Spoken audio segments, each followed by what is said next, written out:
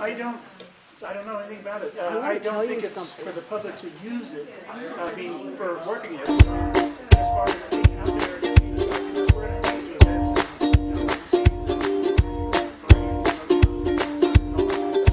But it's not for people to.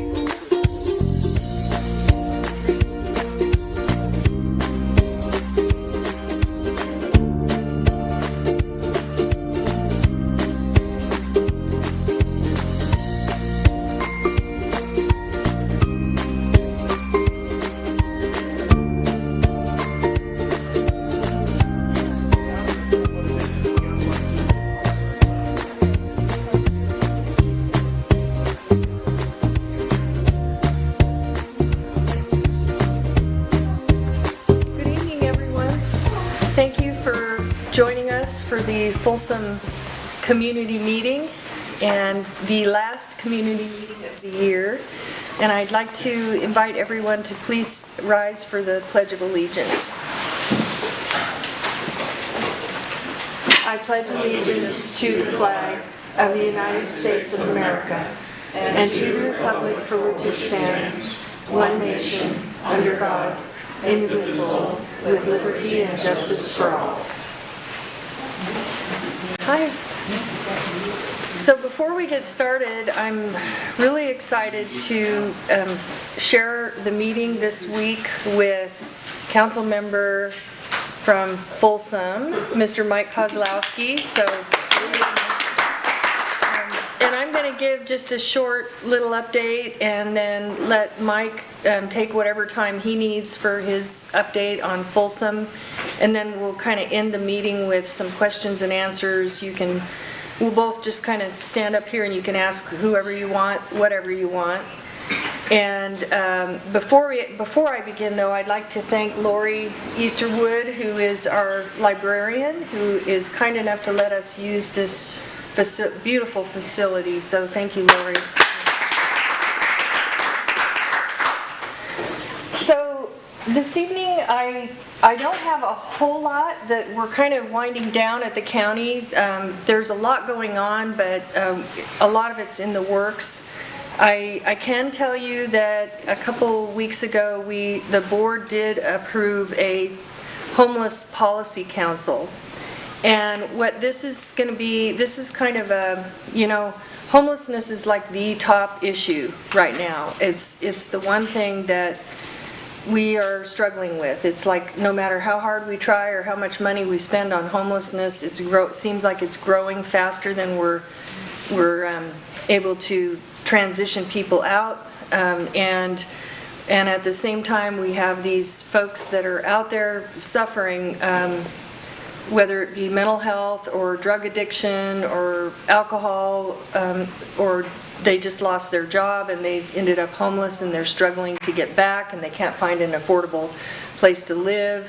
Whatever those dilemmas are, it's been a challenge to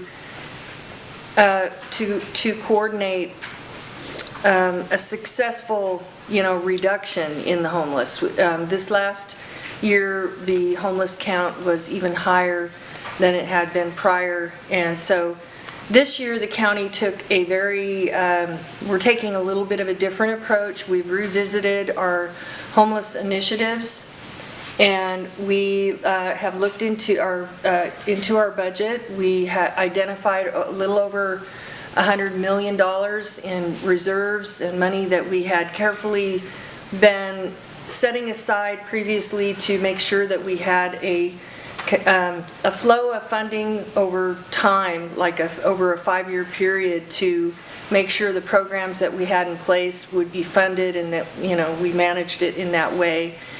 But what we're going to do this year is we're going to take some of those reserves and we're going to try to put them to work in the communities. And so you may begin to see by the end of the year the county coming out with an RFP and the idea is not just to enlist the help of those regular big nonprofits that always get the big contracts, but to to go out and find some of the smaller nonprofits that have some innovative new ideas and are doing some good things in their individual communities that maybe just could use a leg up to help them put those ideas to work. And so these are going to be one-time funding opportunities. They won't be huge funding opportunities. I don't know what it looks like yet because staff is working on that. But I'm imagining maybe 10,000 or 25, I don't really know, for 1 or 2 years, something that pays out over 1 or 2 years. So it won't be something that a small nonprofit could basically count on as an ongoing funding stream, but maybe a way to get a leg up on a really exciting program. So if you know people that are passionate about the homeless dilemma, that are working on it, I know we have some people here from Heart, be thinking about what you could do, what more you could do if you just had a little bit more money. The idea is trying to figure out how to house people, wrap them with services, give them job training, and help them transition into a sustainable situation where even if we have, provide vouchers to help them with their rent, something that they can manage on and move forward with a good quality of life. So the Homeless Policy Council is something that kind of emanated out of, I'm going to say probably the state basically has prioritized the idea that we want money to go to people who are a regional collaborative effort. And so they are saying we want you to have a regional effort and to be working together. And so we have the impression that without that regional effort, we may not qualify for some of the funding that may be coming down from the state. At the state, the governor has appointed a homeless committee, and Mayor Steinberg is, I think, the chair of that committee, and others. And so they're working hard to try to not only look at mental health and the whole homeless situation, but I'm not tuned into what they're doing, but what I do know is that this policy committee is not a formal lawmaking council. It's more of a collaboration and a conversation so that we can come together, because Folsom has a completely different homeless situation than maybe Citrus Heights or downtown Sacramento. And everyone's approaching it in a little bit different ways, and so we need to come together and see if there's any efficiencies that we can find, or what can we do together that would be better than we were apart. So we'll be appointing some folks from each of the jurisdictions, elected individuals, to that policy council. And I believe it still has to go to each of the jurisdictions to be voted on. So, I think the city council in Folsom and Rancho Cordova and Elk Grove and Galt and Isleton and Citrus Heights and Sacramento would also have to vote on that before it all comes together. I did volunteer to be on the council, but I don't know if I'll be selected, so we'll just wait and see. I can tell you, I don't know if you remember the whole thing that happened with the Inspector General back in 2018. The county over the past several months has been working very closely with the sheriff and the Deputy Sheriff's Association and the Law Enforcement Management Association to come together with a memorandum of understanding and to actually put out a search for an Inspector General. And we did, in our initial, job offering, we got one response. It was an individual who was not suitable we didn't feel, I wasn't in on it, but between the sheriff and the DSA and our county executive and our chairman of our board, they didn't feel that was the right person for our region. I think it was someone from the Bay Area, and we really wanted someone that would be from an area that was more like ours. So we hired a consultant to go out and actually do a search, and we got quite a few applications. They've narrowed that down, and we'll be, I believe, hopefully, cross our fingers, we'll have a new Inspector General in place by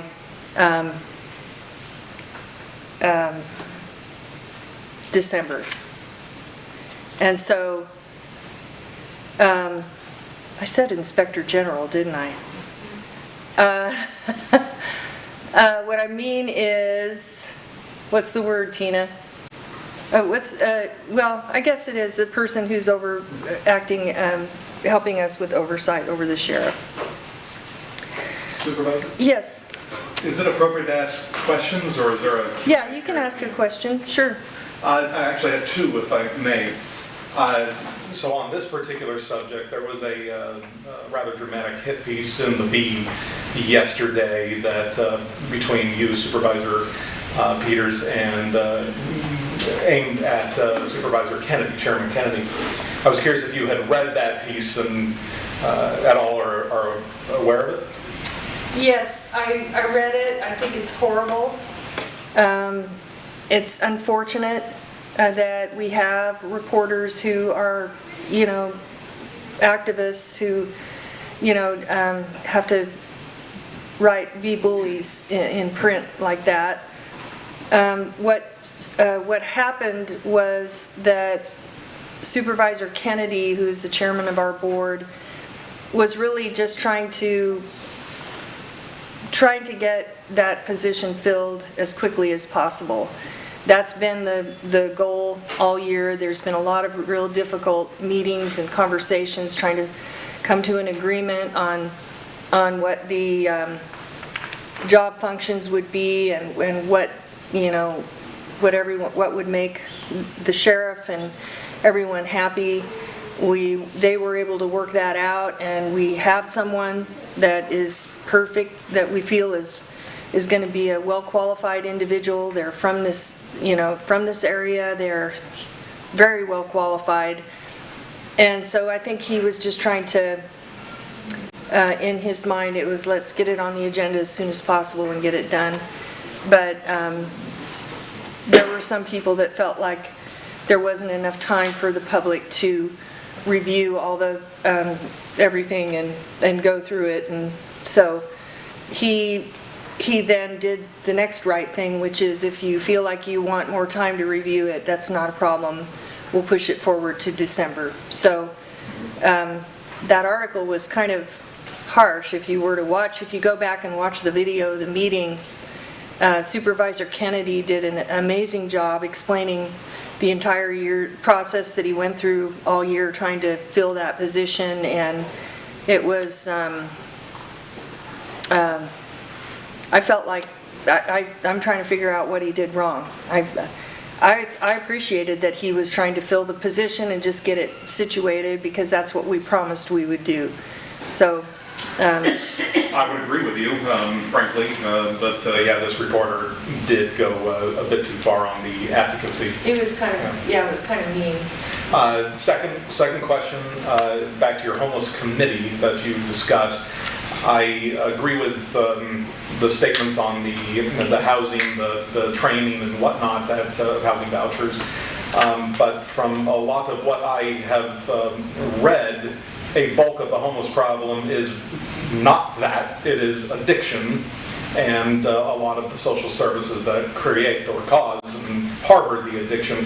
Given that California has really loosened its ideas of what addiction or drug usage is, how can this committee, and your word actually that triggered this comment in me was, you said, what can you do with more money to these other nonprofits or other organizations? Instead of throwing more money, what is being done to treat addiction or specifically combat that? That's a good question. At the county this year in our budget, we allocated additional funds toward addiction treatment. We are focused on prevention, so working with young children and parents. We are some of that RFP that's going to go out will be focused on addiction also. As to the causes of homelessness, I think probably around 50% of the people that are out there are addicted in some way, and we have a huge heroin and meth problem, which is exacerbating the psychosis and a lot of the mental health issues.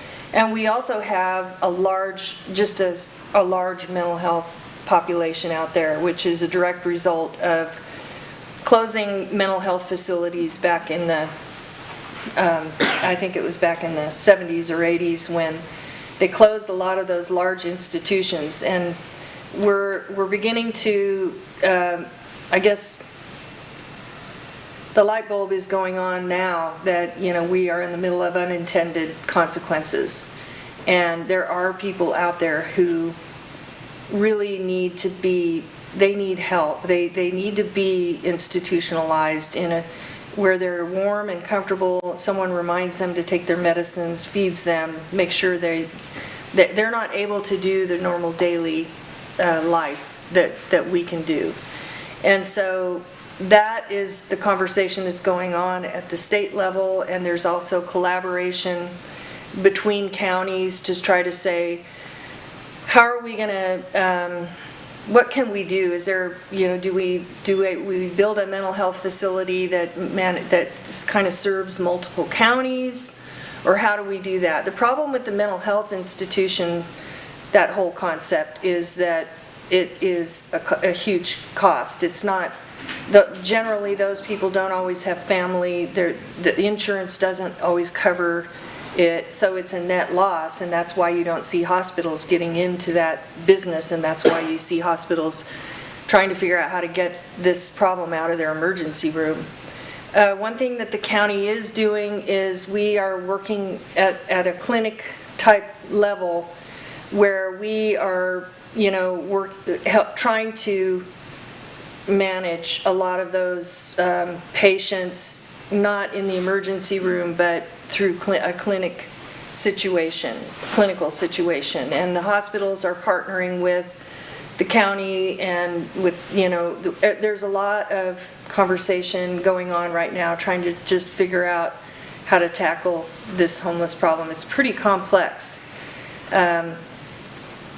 It's complex, and the drug situation is complex because we're at I don't know if you're aware, but we're a hub. Sacramento is a hub.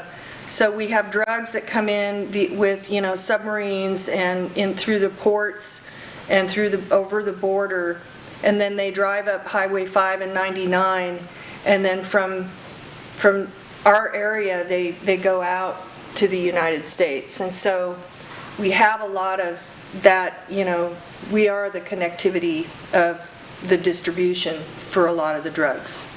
And so that's what the sheriff told me anyway. So that's part of the challenge.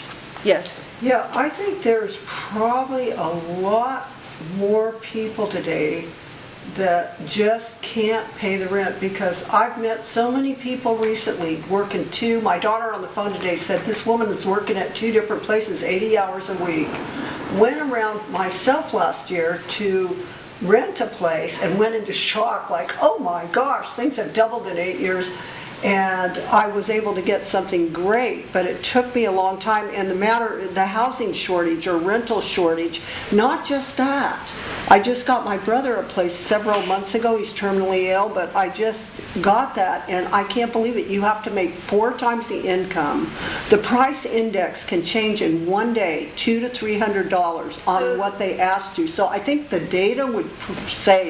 So that brings me, not to interrupt you, but I know I only have so much time, so I want to respect Mike's time.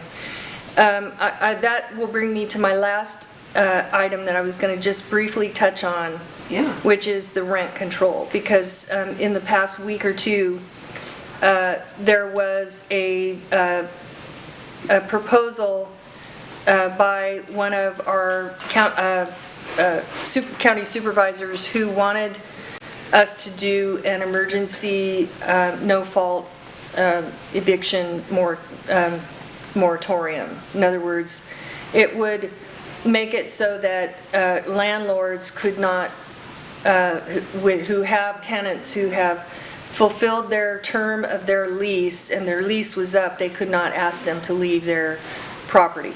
It wasn't around at-fault evictions. And for those of you, you probably already know that the state passed the rent control.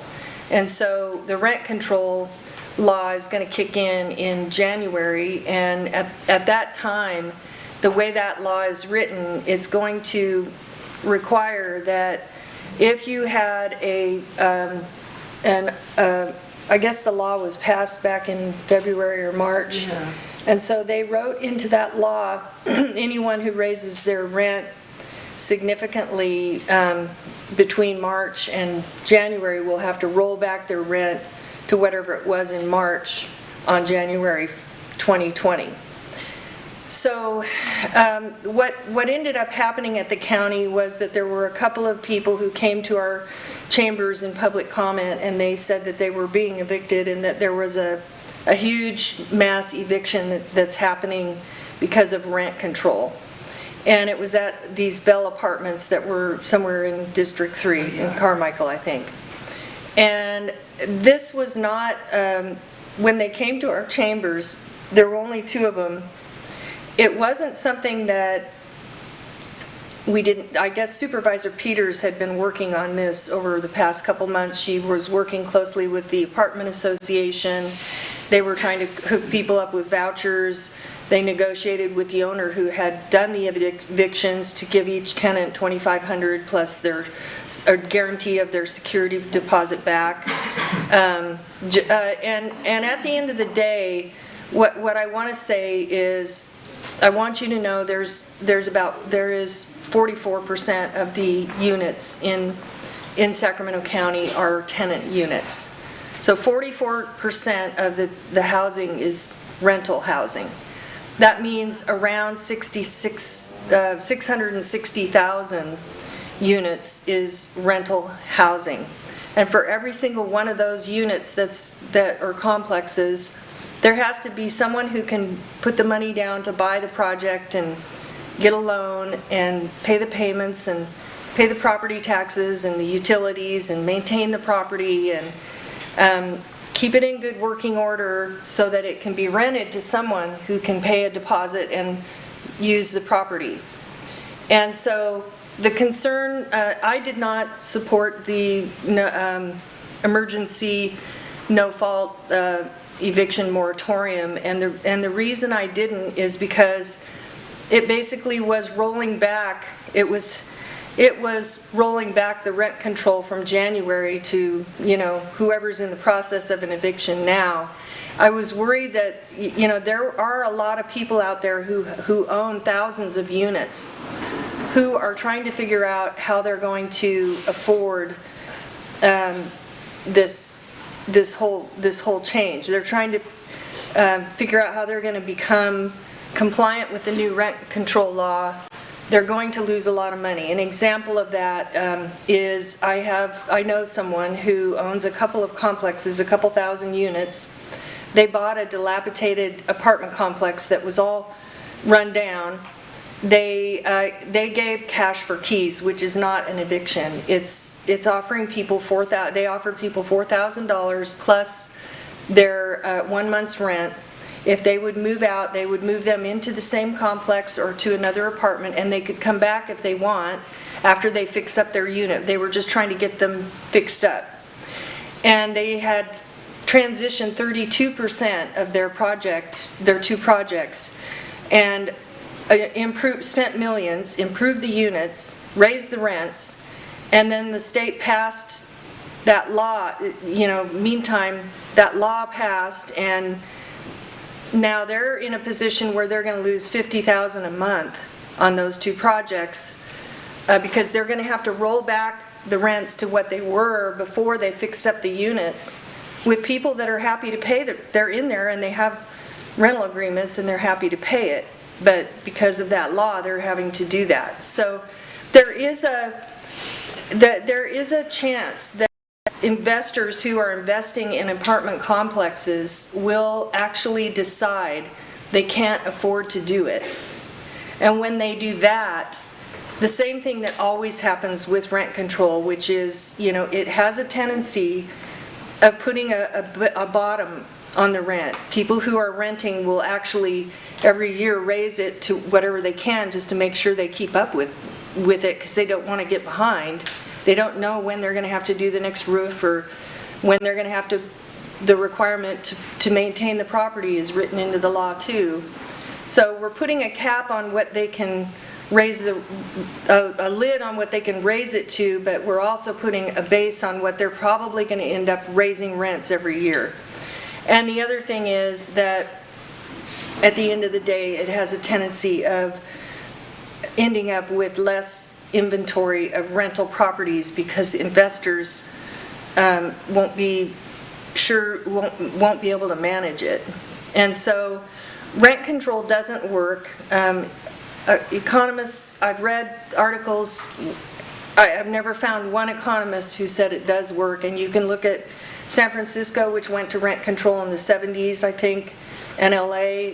Those are two areas that you can look to where the cost of living is so high, people have to move in together to live there. So I guess at the end of the day, what I want you to know is the other thing that I was concerned about with this emergency eviction was that I questioned, I had not gotten one call. Supervisor Peters, I think, got 2 calls.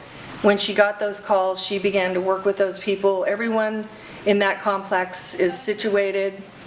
And so we're not getting calls. I called the county staff to say, are you getting calls saying that a whole bunch of people are getting evicted? And they said, no, we're not getting any calls. So we're not getting calls that there's mass evictions right now at the county. And so that was another consideration. But the biggest consideration was we definitely don't want to have a situation where we actually create a situation where investors are just going to change, which they can legally do. In the law, it says you can change the use of the property and sell it, and they could do that. If it becomes a net loss, a huge net loss every month, they could just shut it, they could just sell it. So, and then the rents will be raised. Everything will get reset. So anyway, that was something that happened. I thought I'd explain a little bit about that. I am going to stop my part right now and invite Mr. Mike Kozlowski, who's the city council member. We'll have time for questions. If you have questions, hold them. Mike's going to give us an update on Folsom. Happy to do that. I wanted to say, first of all, thank you for that vote on the issue with the evictions. Yeah. I see it in a much more simplified way.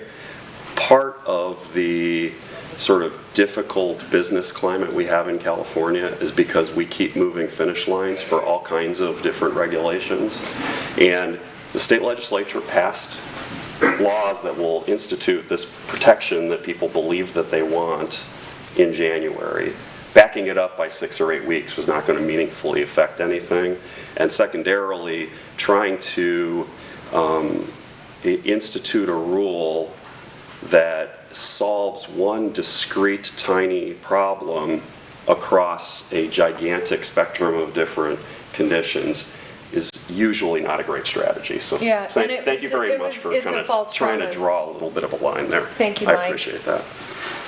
So I have just a couple of things, if I can find my notes that I made for myself. Okay, so we have in Folsom a couple of things going on right now, some fun stuff coming up. some difficult stuff coming up, but there is an ad hoc committee that we put together to work on the sort of issues we have around parking in the historic district.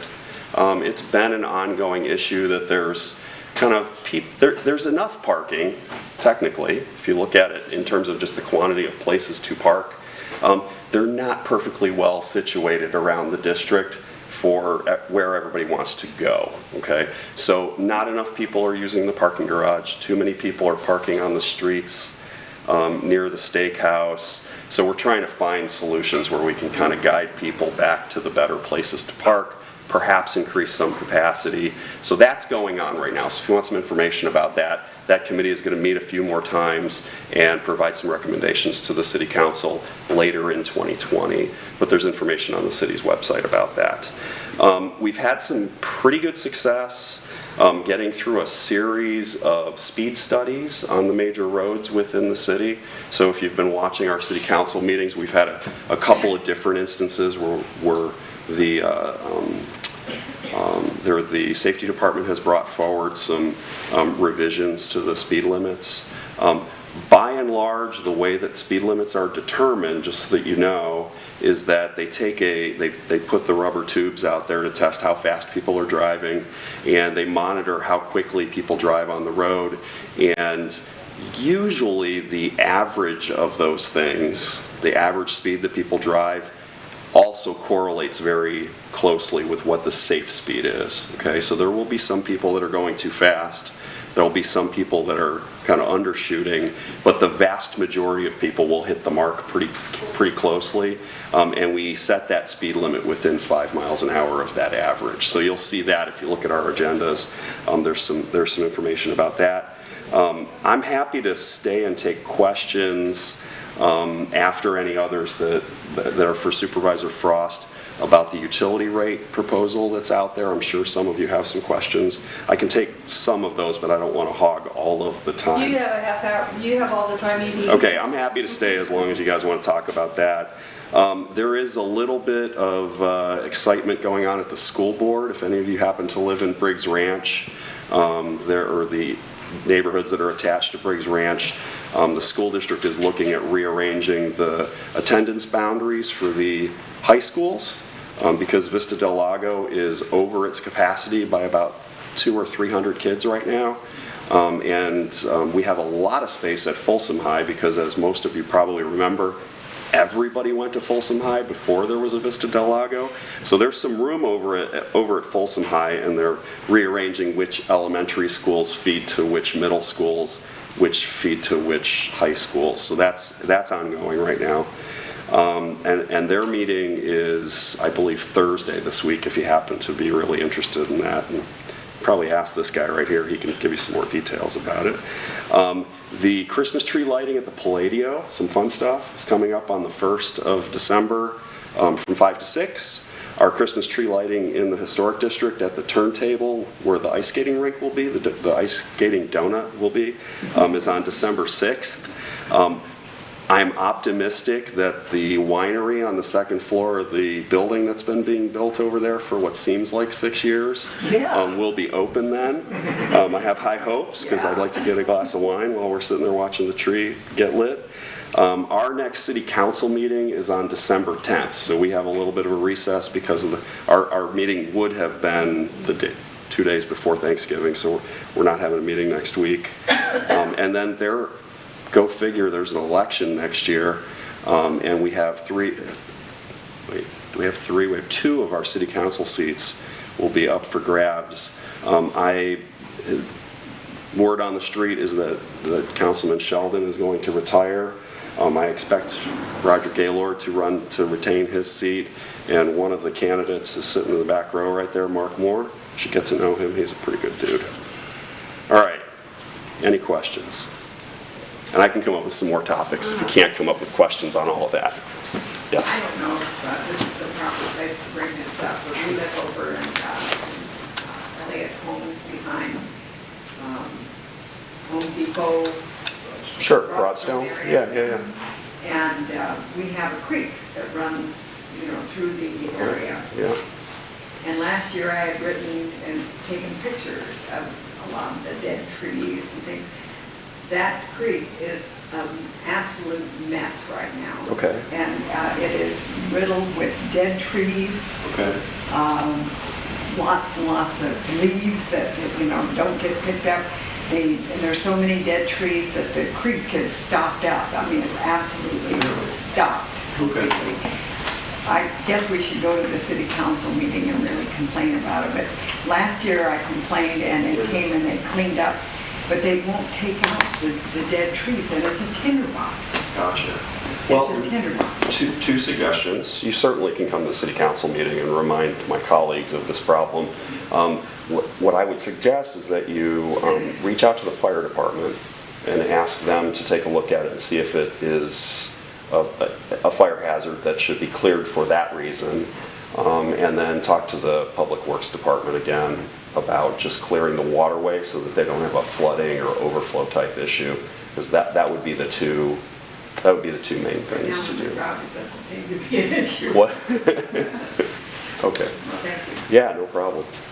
Yes, sir. Hey everybody, my name is Patrick Banger, I live in District 4. I know everybody's got ideas on how we can make our community even more better, and I'm no exception. I just wanted to say thank you to Supervisor Sue Frost for serving as the supervisor for District 4, because I know she has our community's best interest at heart. Hear, hear. I agree wholeheartedly. I just say, one of our biggest problems right now, in my view, is our traffic. Just from 4 years, if I just go 4 years back, I don't even like going on the road after 4 o'clock. It's so crowded now. And I don't know, I'm not sure of the answer. Like you were talking about that garage down there. No, I always can count on parking in the garage except weekends, and I can't, that's been a problem for so many years in the historic district. And I get a spot right up front. People don't go in there. They'd rather still park in the neighborhoods in front of the houses that have no garages. Yeah, well, that's two things. We have a whole series actually of problems in Folsom that are related to like economic vitality, right? And traffic is one of them. It is. Everybody's got a job right now. Everybody's got time to go out for dinner and go shopping and do all kinds of fun stuff and take their dog to get groomed and. We have it almost all. We have it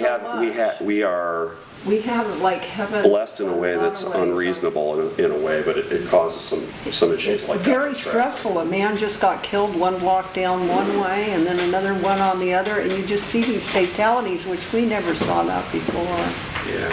It's So to address that, though, we have had a series of unfortunate accidents in Folsom this year, which is they're unfortunate. They're really unusual too. It's not They are. It's almost strange. None of them are typical Truly. problems that we have. So it is. hopefully the new year brings less of that. I think we're coming into a new normal. You think so? I do. With regard to pedestrian auto accidents? Exactly. Okay. There's certain intersections that you can almost count on seeing somebody run a red light every time you come to it. Bidwell, Blue Ravine, Oak Park, and Bidwell. Folsom, Auburn, and Green Valley today, Yeah, or that's Greenback right in front of me We have today.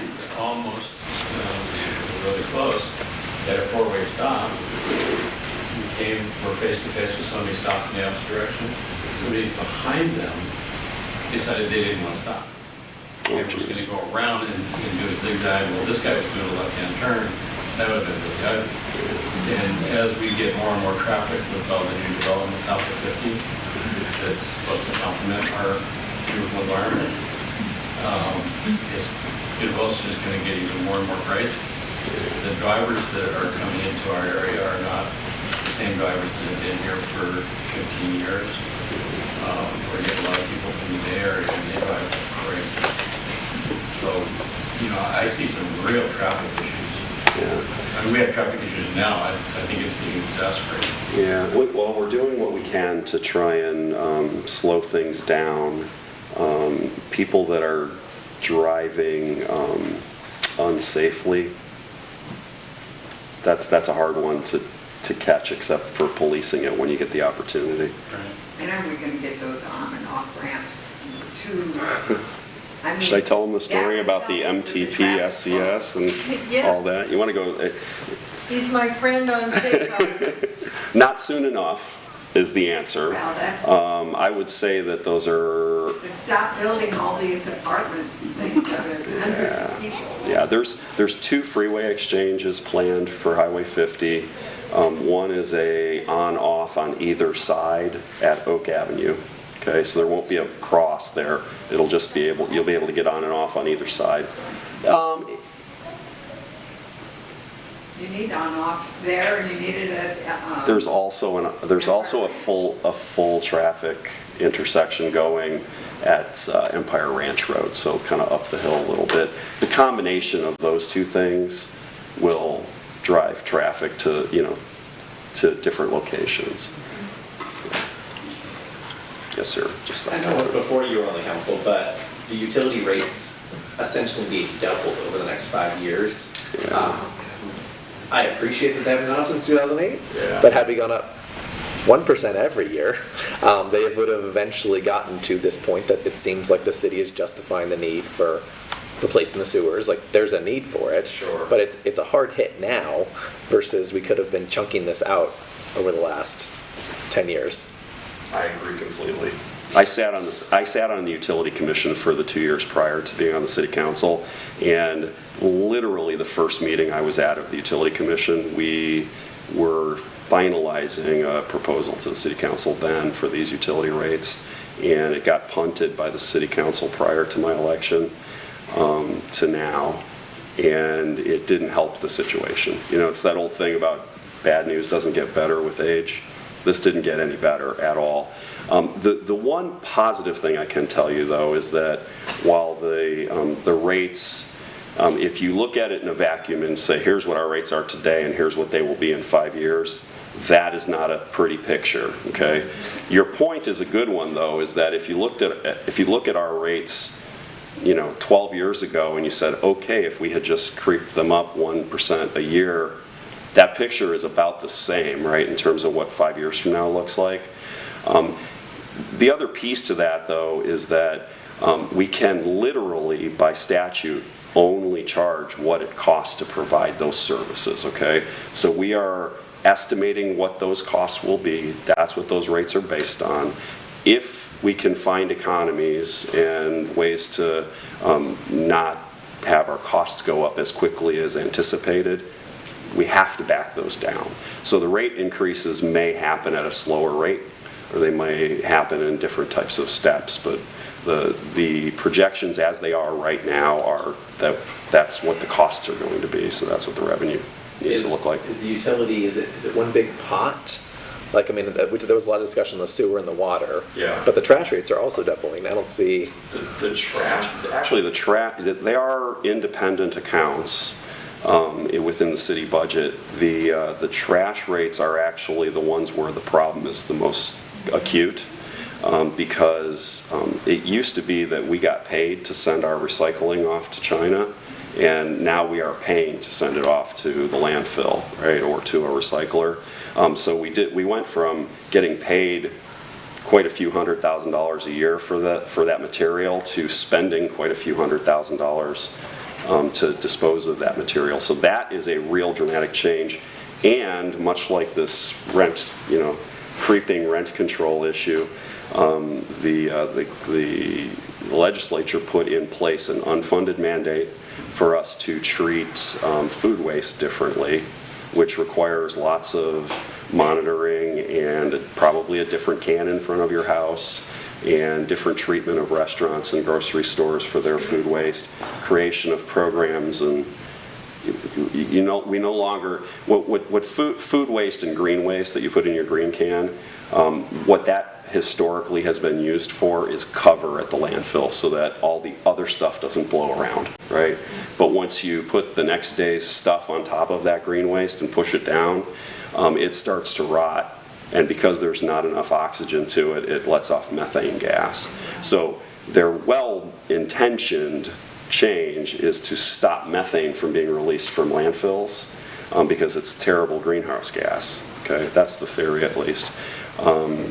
So instead, they want us to compost all of that material. Well, composting means a different location, different equipment, bunch of people to flip that stuff over every day. If any of you have composted in your backyard, you know that it only works if you turn it periodically, right?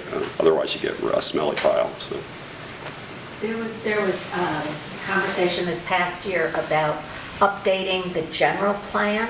Yes. I believe. Is there something else that's out there to be updated in the new year, or is it just a continuation? There is right now there is a update to our zoning ordinance happening. The staff has not brought forward to us a proposal of that, but the zoning ordinance is going to get a refresh. I think the intention is to make that document more readable and easier for people to understand, because it was, written But that is the one. 40 years ago. Yeah, the zoning and planning ordinance. I don't expect you to comment on this, but I wish we had a bus that would just ride around the confines of our town like we do on special occasions. And encourage people to do that. It would take people off the road, and people would probably like it. We've got Uber and Lyft now, which is kind of neat in some ways, but I'd like to see people use the bike lane we created for them on Blue Ravine that's extra wide and buffered from the traffic. yeah. It helps slow the traffic down a little bit and gives some better, safer commuter space for people in two-wheel vehicles. Yes, sir. When Scott's Bay Grill and Willamette Winery open, Yeah. that's seating for 350 people.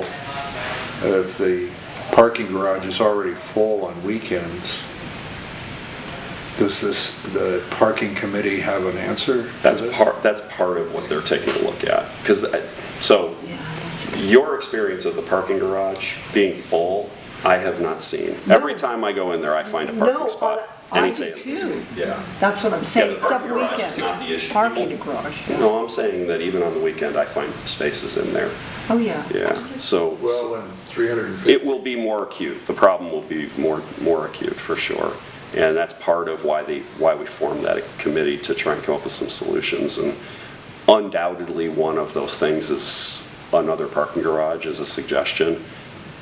A very expensive solution to the parking How problem. many spaces are in the one down by the steakhouse? And An insignificant number. Not many. It's Not like many. 18 or 20, something like that. Working behind. yeah.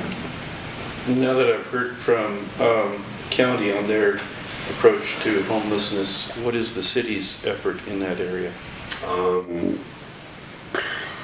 I don't want to make it seem like we're doing nothing, because that's not true. We spend a lot of effort supporting the county, and working with, having the police department help to encourage people to seek help, encouraging Heart and some of the other community groups here to provide services and help with that. But the city's mandate is not one that includes treatment, housing, things like that. We're here for public safety. We're here for trash collection. We're here for parks. We would have to significantly change how our budget is structured to have any real large effort to, by the city, reduce or eliminate homelessness. Do you have any jurisdiction over the bike path? Jedediah Smith? The American River Bike Path is within state parks jurisdiction, the entirety of it. The only ones that we have jurisdiction over are the ones that are away from the river through all the neighborhoods. And Yeah. so what, the homelessness there, the people are just picked up by the department and shuffled somewhere? Well, our police department selectively goes in there when there's a reason. If somebody is being disruptive in some way in Folsom and retreats to our police department helps encourage them to do the right thing. In terms of rousting people out of the bike trail that's within state parks, that's not really something we can do, not within our limited authority. Yeah, C-Click Fix, you can report things that you feel need to be improved, for example, encampments in the greenbelt and so forth. And for a while, the city was very quick in getting those taken care of, and other things, graffiti and whatnot. And I noticed on C-Click Fix now, the response is that we're going to do something about it. However, it says there will be a delay in the cleanup as the city is currently working on obtaining a new contractor. We appreciate your help maintaining our community. What is the new contractor going to do? And what's that process? And how much delay will it be? What was the request? In this particular one, I've looked at requests that other people have made, but this particular one is an encampment that's behind the aquatic center, and it's developing a lot of refuse down there and discarded belongings, and there's all kinds of trash, graffiti on trees, and it's been going now for about 3 months. They say they're going to do something, but now the word is on correctable items is that, you know, we're going to do it, but give us a while because we're looking for a contractor. I apologize, but that's the first I've heard of that particular thing being on there, so I'll look, I have to look into it. Now, and whether or not, a lot of people that use this service are happy that it usually does get a quick response, and the longer it takes to get a response, people are going to stop posting. That's what I'm concerned about, so I'm just wondering what to expect in the future for that kind of a response. So if you want to shoot me an email, that would be excellent, and I'll follow up with her and get back to you. Okay, what else can I tell you? Yes, sir. You mentioned about the streets and the studies on speeds and safety. How do I find out what's happening on my street? Your residential street in front of your house? Sibley Street, which is sort of residential, sort of a special. It's a special corridor. Yes. So Mark Rackovan, who works at City Hall in the Public Works Department, he would be the ideal person to direct that question to. If you'd like me to do that for you, just shoot me an email and I can get the three of us together so he gets a response back to you. But he's usually very responsive. We have a traffic safety committee that he is the one that runs that. He's the one that's there from the staff all the time. So you could actually go to that meeting also the next time that comes up. And they hold those at City Hall once a month. So.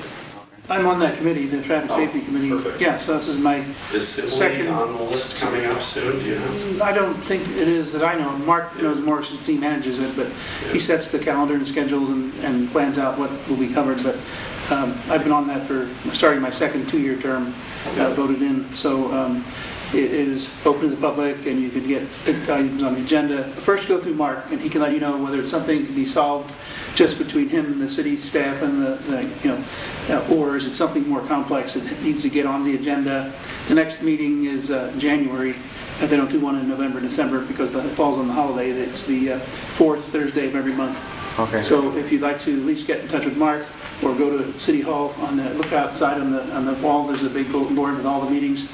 It's posted there, it's posted online, and you can get at least... Pretty sure if you go to the traffic committee, Mark's contact information is there. Oh, yeah. And mine is easy to find there. And the committee members too, I'm on there, so it's very public. Thank you for doing that. Yeah, sure, I'm David. David sold me. Okay, excellent. Anything else? Is Oak Avenue Parkway on that Is list? what? Is Oak Avenue Parkway or Speedway? I live off of it. Well, it's pretty bad. They've done Natoma and Bidwell, and then like Iron Point and Folsom Boulevard. I don't know. I think, and I think that's what is included. But all of the postings and the minutes and everything are online. I don't have it all memorized, unfortunately. Yeah. Just please lower your expectations just one tiny step, because setting the traffic speed limit is one piece of the puzzle. The other piece of the puzzle is what the roadway looks like so that people use the speed limit responsibly. And then the third leg of that stool is enforcement. So if you've got people that are just barreling through and breaking the speed limit significantly, that's an enforcement issue and we need to work on that. Yeah. The safe use of the road at the posted speed limit is usually the safe speed to go on that road. Yeah. I think it's the speeder, because I walk it every day, and I think it's like... Do you live closer to Iron Point? I live off of Riley and Oak Avenue Parkway. Oh, gotcha. Yeah. Okay. And Very it's good. just, it's really crazy. Sure. People step on the gas. There is a police representative and a fire representative on the committee. It's 7 people, I believe it is. Anyway, so the police department said that recently they teamed up with the Citrus Heights Police to do a special, like, I don't know, attack of speeders and cell phone use while you're driving, distracted driving. They gave out 95 tickets in like 7-hour period in Folsom. So he wouldn't tell me like what street or whatever, but pretty much all area, a lot of areas, 95. So they're going to do more of those kind of attacks in areas to cut down the problems. So hopefully we'll see better drivers, better driving. Excellent. Interesting. Got about 5 minutes left. Any questions for either of us? And I'm happy to hang around a little bit afterwards if there's something else you wanted to say for a more private discussion. Back to the Inspector General. What do you see the role of the Inspector General being, overseeing between the liaison? I mean, we have an elected sheriff, so besides pulling the purse strings, you don't really have any oversight over them. Do you see the Inspector General having true oversight over the sheriff? I see the Inspector General as someone who is a different set of eyes. So they will have the responsibility of investigating officer-involved shootings and extraordinary incidents. They will always be called to those situations at the scene. So they're involved in that investigation, and they have access to records as long as those records don't jeopardize the legal process of that case. I don't see it as, they are not an advisory, they're not a position of authority over the sheriff, because the sheriff is a constitutional office that answers to the people. But what they can do is they can advise, they can offer advice on what they see and areas that they think that the sheriff department might be able to improve their training, or if they see a problem, they might be able to see things and bring that to the sheriff's attention. An example would be the former Inspector General had suggested that he felt like as the laws that the laws are constantly changing at the state level, and so he felt like we needed to have a department in the sheriff's department that was specialized, that was focused on making sure we were up to date with policy. So annually they would do a review, and they would make sure we were up to date with state policy requirements. The sheriff's response to that was, we can't afford to hire a whole department to do that review every year. What we do is, whenever there's a change in the policy at the state, we do it in real time, and we do it as it comes. So there's different ways to manage, and the sheriff knows what his budget constraints are, so the Inspector General might not know all the considerations that the sheriff knows for his department. But under the new Inspector General, the previous one was locked out of the building, like, let's be honest. So there was a lot of contention between the previous Inspector General. The reason that you need a new one is they left. And so is this new position going to have a better relationship, do you believe, with the sheriff? Well, I certainly hope so. I think to realistically look at the situation that happened in the past was that the sheriff perceived that the Inspector General had in some way, that position had in some way become political, because there was information that went to the press before anyone else saw it, and it was like normally he did something different than he had done in the past as far as what his normal protocol was. In the past, he had always done his investigation, and then he would begin his investigation, but he would wait for the DA to issue their determination of was this a lawful or not, and then he would finish his investigation and follow up. And what he ended up doing in that past situation, if my memory serves, it's been over a year, was that he stated an opinion about a situation that was still under investigation with the DA, and it's the DA's job to determine whether or not it was a legal shoot, whether or not it was there was a law broken, and whether or not it was something that could be tried. And so he, in his way, maybe the way he did it wasn't as comfortable as what we all might have. It didn't work out as well as we. You had some contentious board meetings. The way it went down, the words lockout. Maybe that, there were people that did not like the way the sheriff said that, but at the end of the day, the sheriff has a response. He also has to act within the law, and he has to protect the judicial process. That's his job. And in everything he did not break one law. He didn't break the law.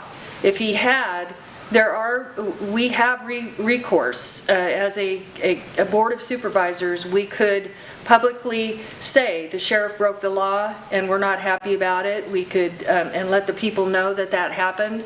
But there was no law that he broke. What he said was that he felt, I don't know that he said anything, maybe this is my opinion, but he felt he was under the impression that it might have gotten politicized. The Inspector General is not supposed to be biased in any way. They're not supposed to be political. They're not supposed to be talking to one supervisor and not all the supervisors. We're all, we're all subject to the Brown Act, but technically, there shouldn't be conversations or information that is being transferred. It should not be political. It should be about what is the law, what happened, and what could the sheriff department have done better. Okay, so as an inspector general, his job is to be an intermediary between the people and the sheriff department. So if someone has a complaint, like say their daughter got killed and they feel like the sheriff department isn't investigating, they can go to the inspector general and say, I have a complaint about the sheriff's department. Or maybe their son got killed by one of the sheriff deputies.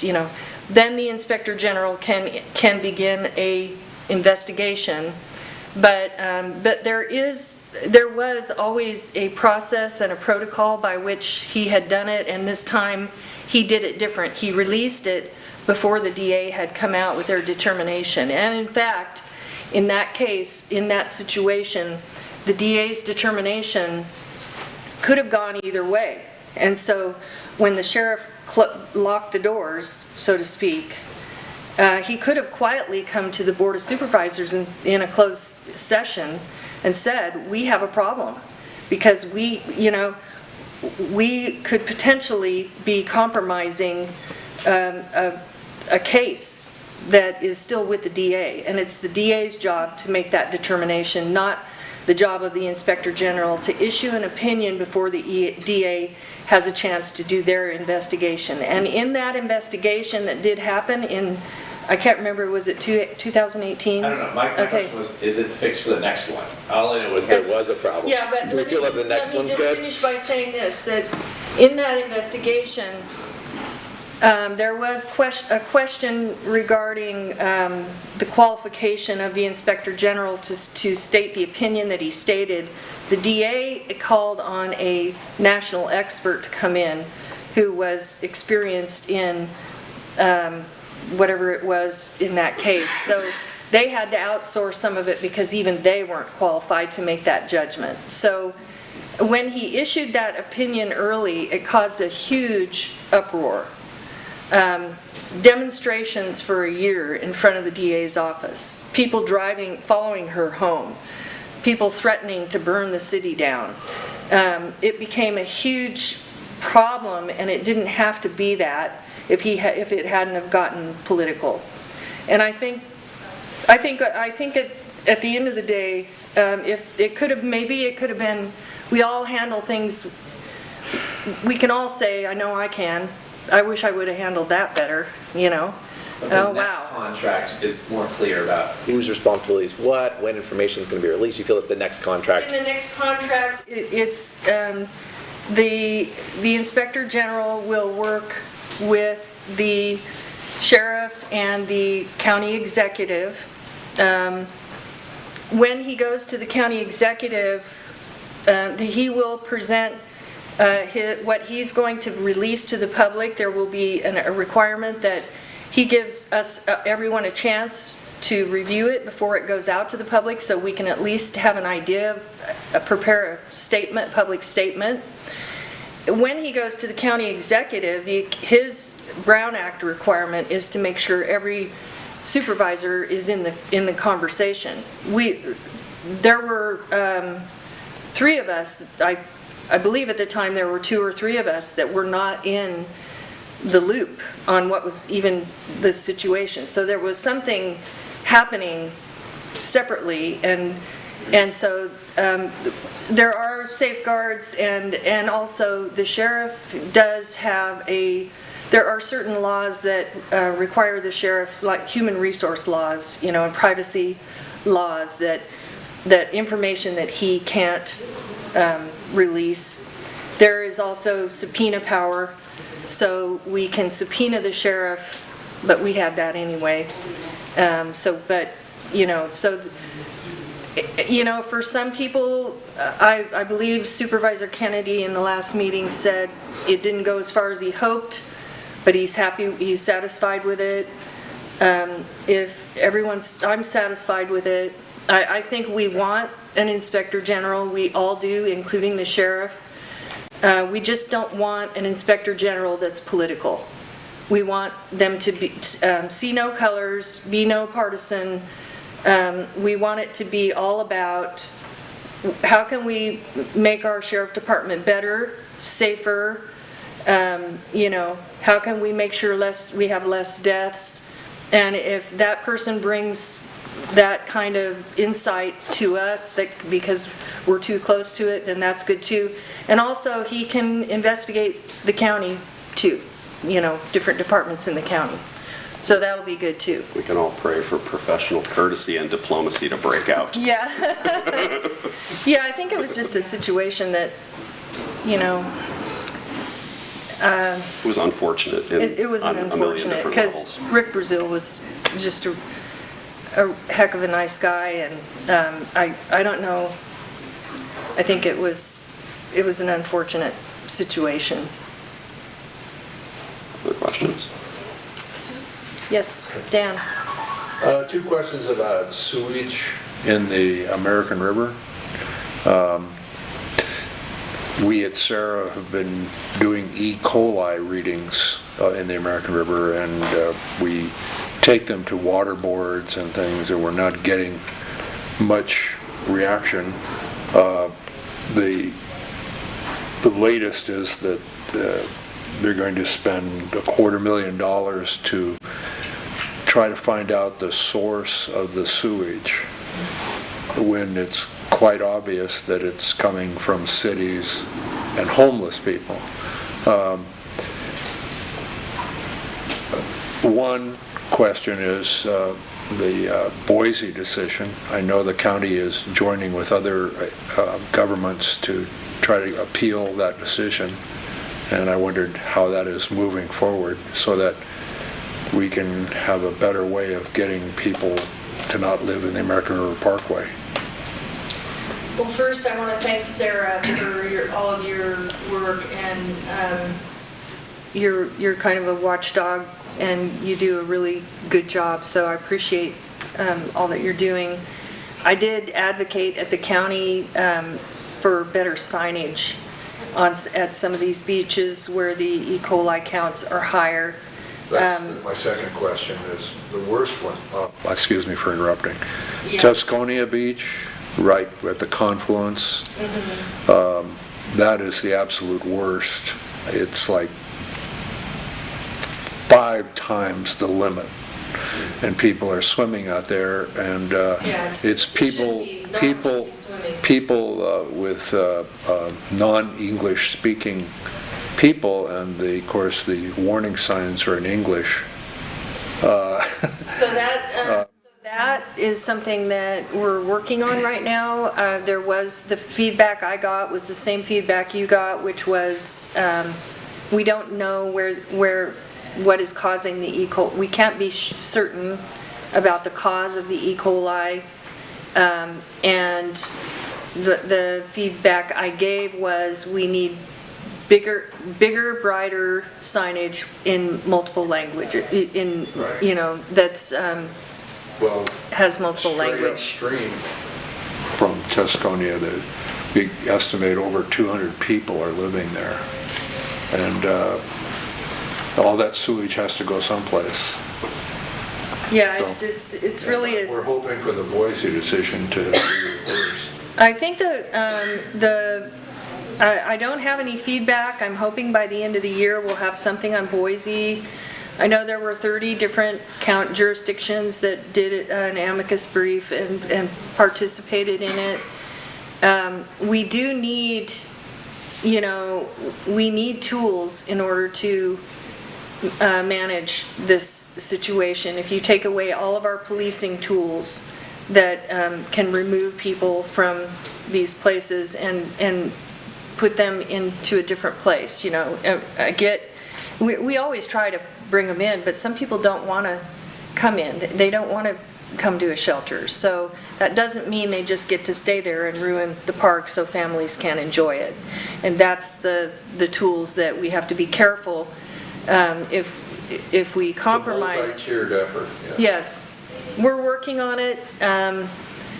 We have basically revamped our whole homeless initiatives. We had 4 to 6 different initiatives we were working diligently on, and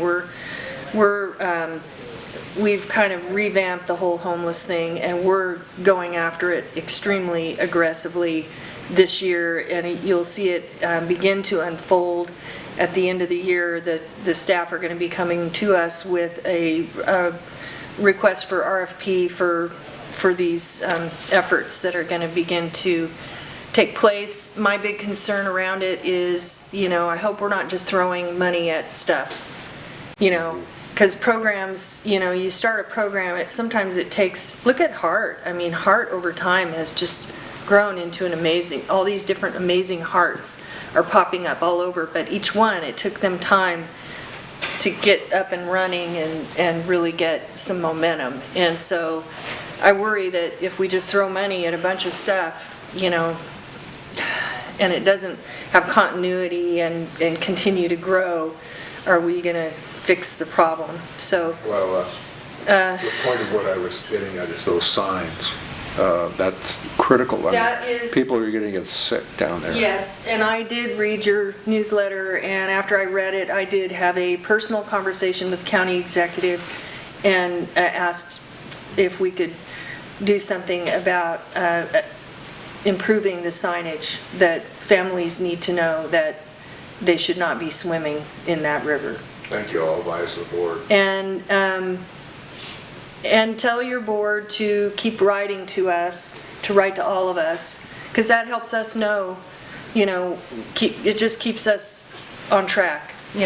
Tell them to keep up the good work of keeping us on track. Could I have a minute? Yes, we have anyone who has community announcements, please let us know, and then we will close our meeting. We're a little bit over time. Okay, just Judy Alexander, and I'm with Heart of Folsom, and that's Homeless Assistance Resource Team. And our Folsom Winter Shelter will be opening up on December the 15th. These are brightly colored things that you can hand out to people who are homeless. If you want just an explanation of what the shelter is like, it will go until March 7th every night here in the city.